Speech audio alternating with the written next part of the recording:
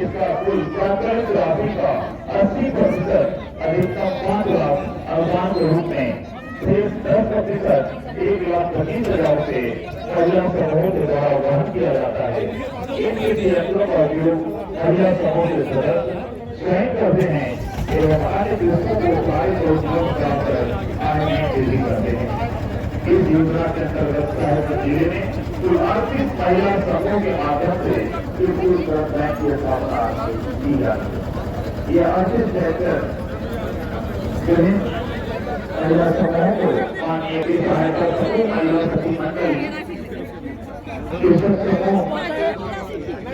ये इंस्पेक्टर के माध्यम से कृषि में आने वाली जो समस्याएं हैं जैसे मजदूरों की समस्या है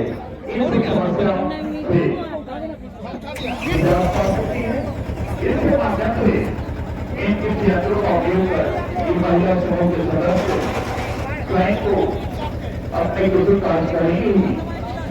साथ ही साथ अन्य दूसरों को भी भारी पर उपलब्ध कराकर आगे वृद्धि कर सकते हैं। अब ये महिला समूह की आय बढ़ जाएगी जब आय बढ़ेगी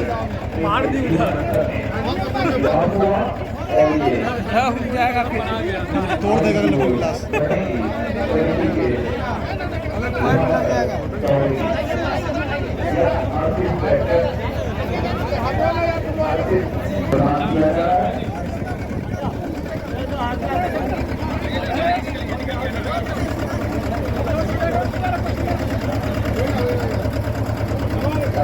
देखा